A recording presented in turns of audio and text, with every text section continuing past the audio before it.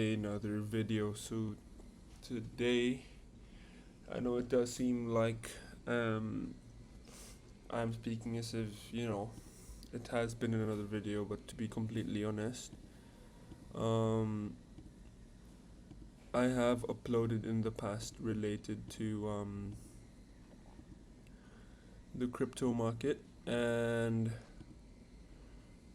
so I would just like to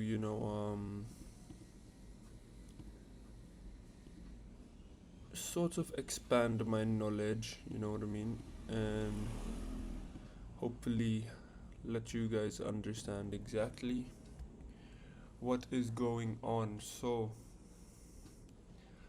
I know the colors might seem weird, yeah, and we're going to be talking about the foreign exchange market. So in today's video we are going to be looking at the Euro USD comparison, the Great British Pound USD comparison, the United States dollars, and the Japanese yen, Australian dollars, and the USD comparison being the last.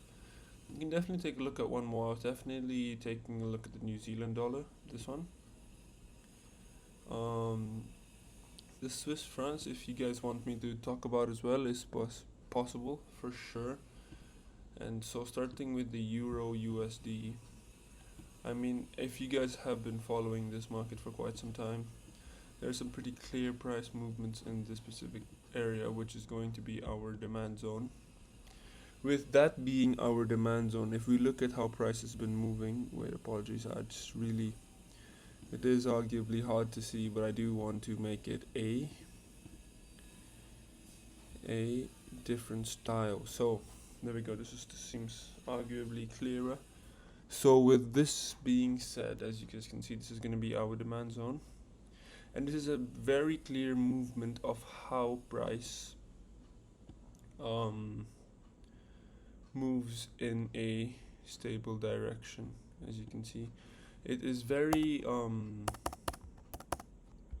it's very by the book and clear price in terms of price structure.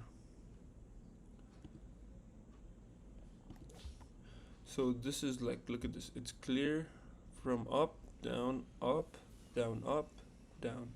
So what we can expect is exactly, let me just show you guys what I am expecting. So we can expect a little bit of a price up here, somewhere here, maybe around these areas, and then price come down. Here is going to be our entry point for price to shoot upwards and hopefully break structure, because as you can see, price does climb in certain directions and then ends up fighting in the other side. So I mean, of course, in the bigger time frame, this is not going to look like much at all. We're still looking at a very positive trading structure, which is why at the end of the day we should definitely just watch out for these price movements. For the Great Britain Pound US dollar comparison, you can take a look. Just give me 1 second, and yeah, so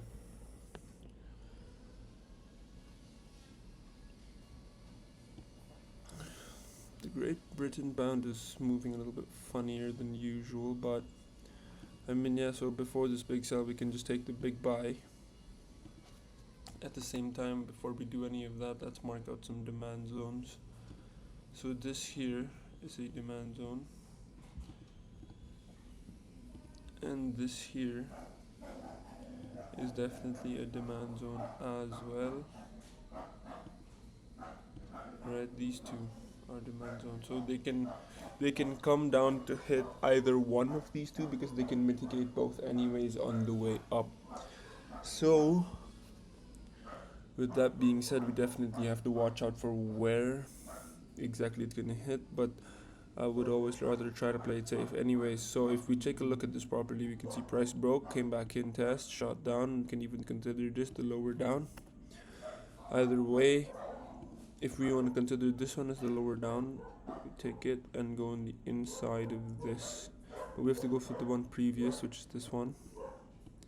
Then as you can see, based on that also, price did break on the downside, came back into retest and shot downwards. It's exactly how it just ended up working.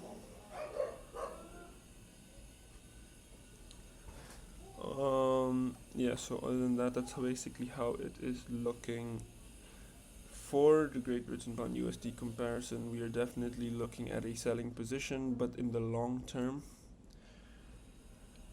definitely still looking at a buy position to ride all the way up, because we are in a positive trend trading structure. Taking a look at the next one, we've got USD JPY, the Japanese yen against the US dollar. So, exactly what shall we do? We can definitely look and short the market, but because it is in an arguable downtrend. But let's take a look at the bigger price structure. So we are on the climb. Oh, we did break resistance, although we did climb up, but yeah, it's definitely looking in a sell position because we broke. Come here now it's gonna look right downwards for sure. So definitely just gonna have to wait this one out, but let's check it out on the 15-minute. We can see that this here is the lowest low. Right, price broke up there, came back in, test right there. So this to this is your next box. Price broke, came back in, BOS, which makes this to this your next box. Price broke, came back in, test, shot upwards, which makes that your next box. Either way, even if you want to arguably count the top. So as you can see, price broke, came back in, test, shot upwards. This becomes your next box. The box might look smaller, but it's only because we're not zoomed in at all. In the more realistic sense, these boxes are actually valid. This one is not tested, so what we can look for, maybe price to test in this box, come up a little bit higher and then shoot down. That's definitely what we can see in the upcoming future about USD JPY or the Japanese yen. In terms of the Australian dollar against the US dollar, sorry, by the way, let me know if you guys want to do anything in relation to the Canadian dollar. I can definitely check that out as well. Anyways, for the Australian dollar, as we can see, price came in, came out. Yeah, so in short terms, I would definitely just taking a look at the market, it's a lot more volatile and unpredictable with crazy spikes without any movement at all, which is why I would suggest to be careful when trading this one specifically. This is just unimaginably outrageous. It's not in any pattern or form to even worth a setup, which is why I will skip to the New Zealand dollar. The New Zealand dollar is arguably similar, but I think is still rather possible to trade. So if you get this all-time low from this high,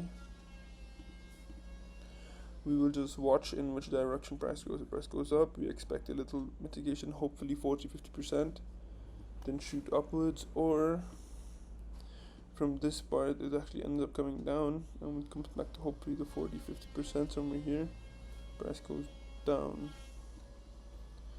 Definitely what I'm looking at right now. There's only two options, but of course we cannot sit out of the possibility a break of structure might happen. We cannot sit that possibility out, which is why we're going to have to keep a close watch in terms of where price is going to go, because if the possibility of a BOS turns up, we're just going to have to move on and create a new setup so that we will be able to move on and understand where price is going to end up moving towards.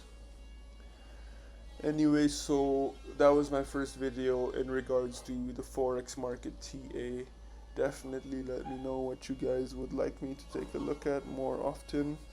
And with that being said, of course, I hope you guys did enjoy this video, and I will definitely be catching you guys in the next one, which I will be uploading quite often. Thanks for watching.